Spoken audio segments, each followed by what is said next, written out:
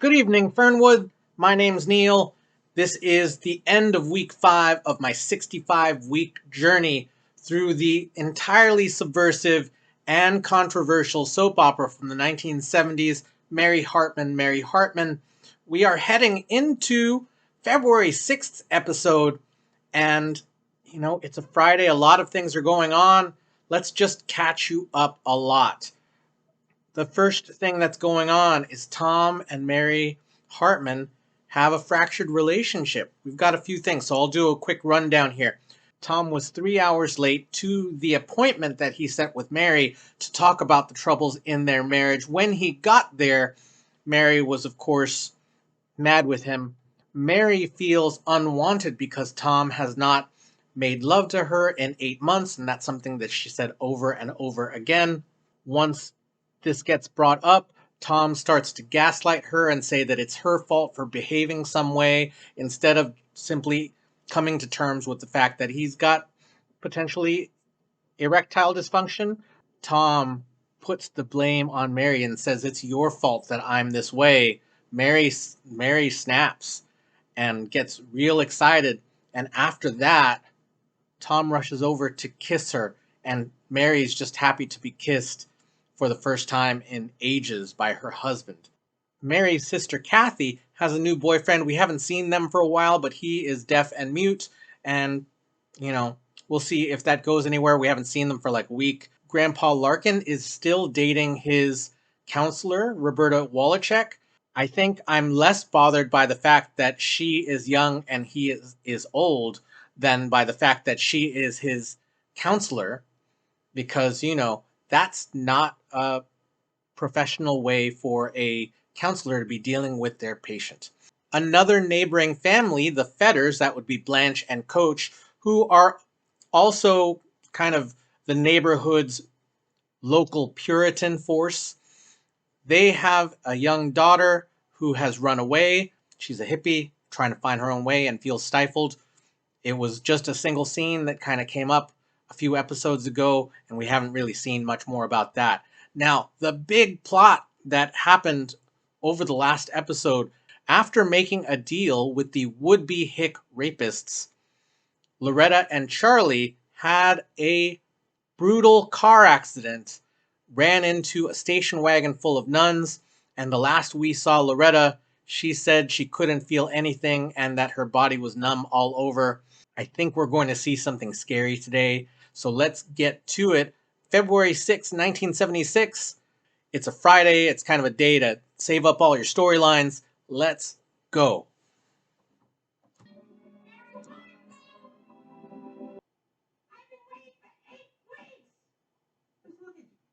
Your arms are waving like that, your voice is screeching, and your eyes are bulging out like some bug. And you say make love to that? Who the hell wants to make love to that? That's the truth, Mary. That's it, Mary. That's it, isn't it? I mean, you must have been like that 8 weeks ago, isn't that right? The show started less than 8 weeks ago in terms of actual real time. You want to get here now, you had to be there then. And I don't want to make love to that now, and I probably didn't want to make love to it even then, and that's why. And I can only guess what she was behaving like, but I don't think that she was as explosive and angry as she is here.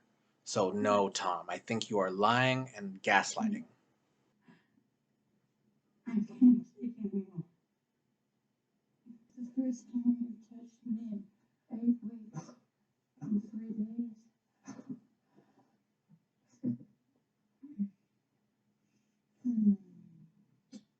Let's move into a sleeping position. Okay.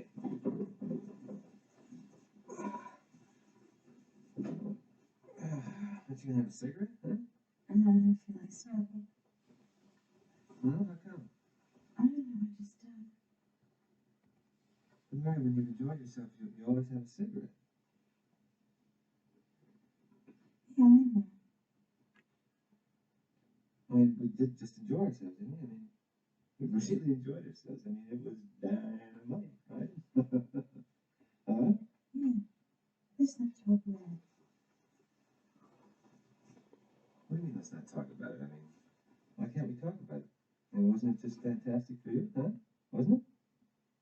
No. Well, what? I just couldn't get my mind off May. I mean, look, May, it was good for you, wasn't it? That's not what I said. I mean, I just... Well, what was it then? What'd you say? She has a bigger body than I do. May, never mind May. I can't.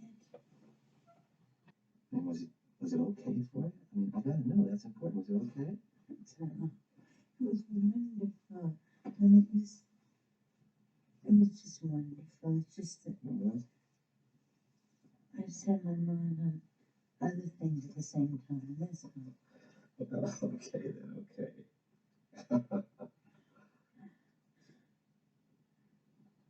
Is May really as tall as she looks?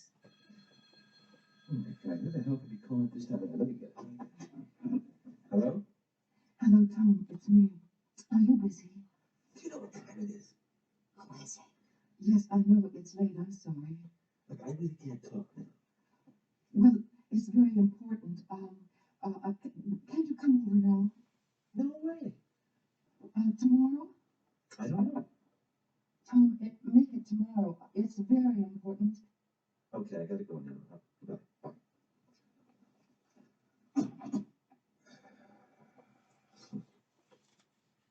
Who is it? May.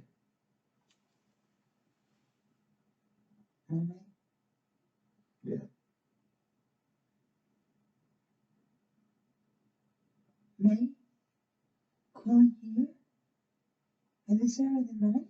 Look, Mary, I'm being totally honest with you. I mean, I could have said it was a wrong number. I could have said anything, right? I'm just being really honest and totally out front with you, that's all. So you're gonna see her? Well, if you don't want me to, I won't see her. No, that's okay. I'm not going to answer that. I mean, I don't want to talk to her. Hello, this is Mary Hartman, and I just want you to know that I'm very What? Oh no. What? Charlie? An accident. What?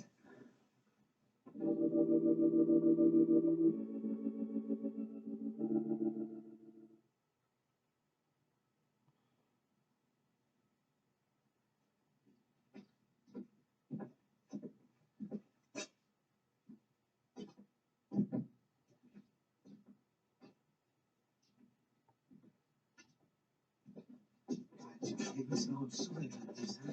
How is she? Oh, I don't know yet. She's still in the operating room. How did it happen? We got hit by a car full of nuns. Nuns? Oh my God, that's awful.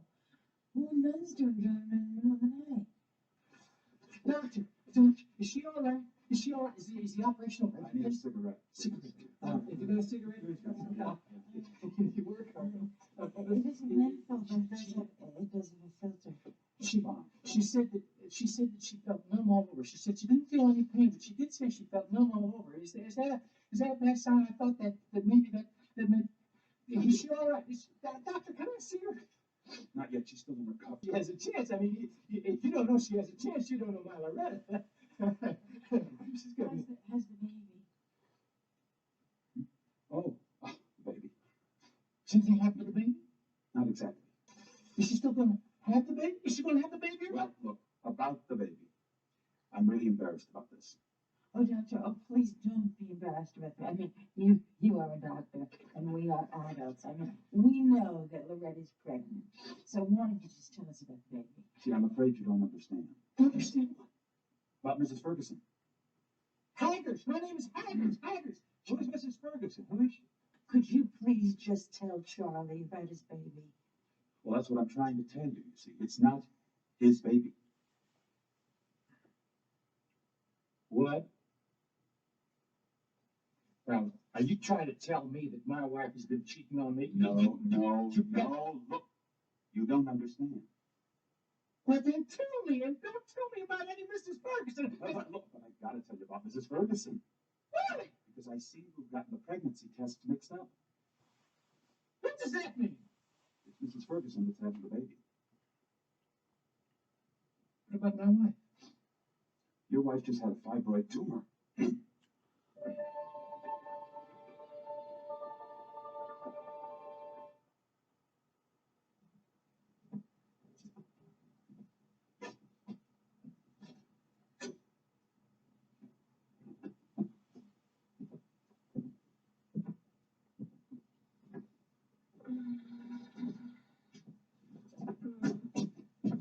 Hi, baby boy.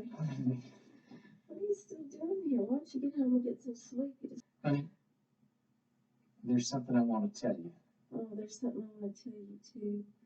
When I become a superstar, and the money all starts to roll in and everything, that we shouldn't spend it all on ourselves, We should give it to other people and spend it on charity.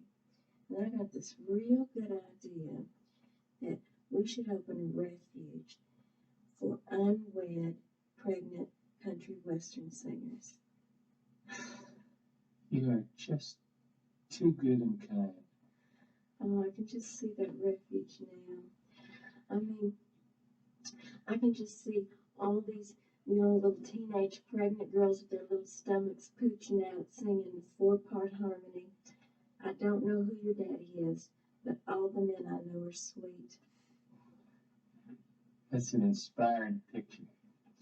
Yeah, we'll name it after the baby, I mean, we'll have this big sign out front and letters that kind of look like notes, and it'll say, the Charles Hagers Jr. Refuge. I just know our baby's going to be a boy. Honey, I got to tell you something. What? Serious about the baby. What you had is something else. What? You had a fibroid tumor. A fibroid tumor? But it's all right. The doctor called it benign. Benign? I wanted to call it Charlie Hagers Jr.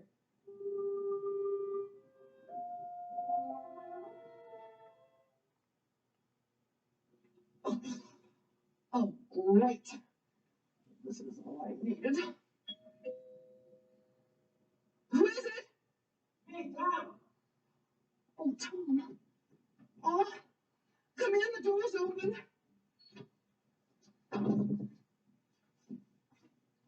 All right. Okay, what's this all about, huh? I mean, you call me up on the telephone, you act like it's the end of the world. What's this important thing you have to tell me? You got Mary all upset about this. What is it? What's it all about? Tom. Oh, could you help me unjam the zipper? Is that what you're calling me about? Hey, I gotta go to work. Well, so do I, but I can't get this zipper unjammed. I can't get it closed. I can't get the skirt off. Oh, help me, please. Just help me, help me. Easy, okay, easy. Okay. Wait a minute. Let me take a look at it. All right, come on. Tell me what it's all about. Come on. What's going on with you? Well, it's really very difficult, but I'll try and tell you. Yeah, okay. Come on. You can tell me. Come on. Well, you remember that I told you that you're the only guy at the plant that I ever, Yeah, I know that you ever met with, right? Right. Yeah, I know you told me that. Well, that's true.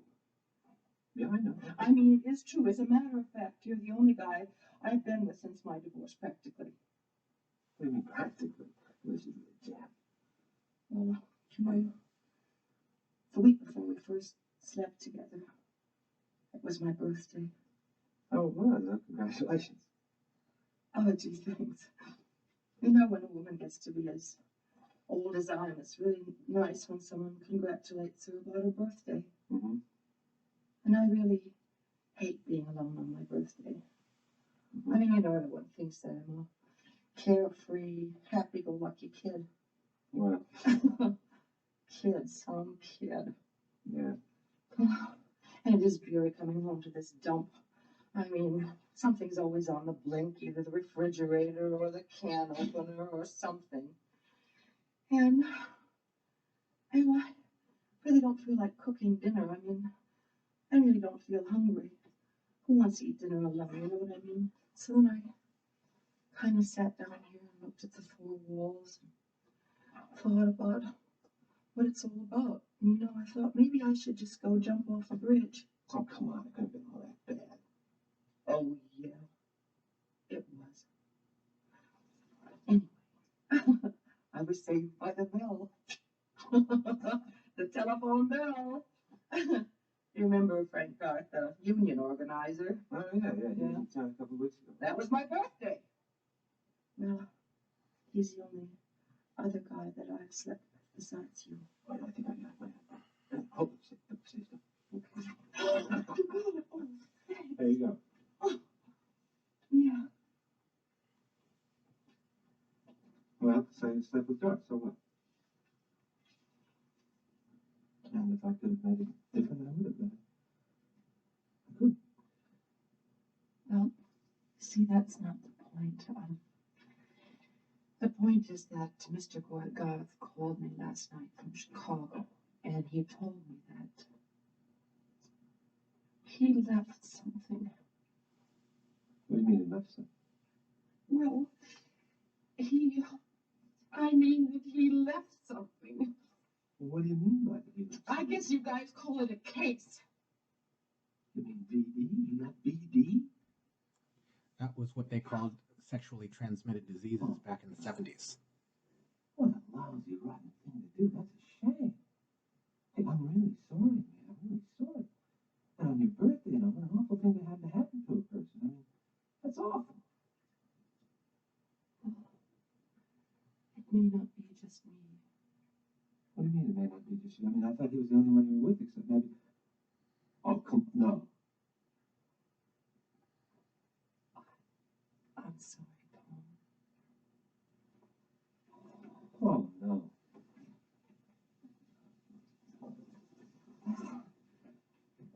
There is one good thing, at least. Well, what the hell could that be? Since you haven't been having sex with your wife, at least she can't get it.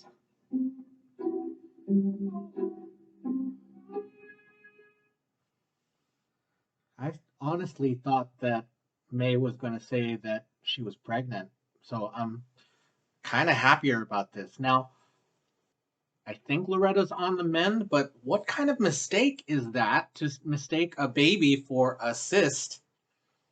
Mm-mm.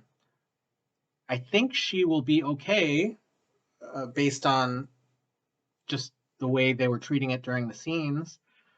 But what? I don't understand. I don't understand why they take this character opportunity away.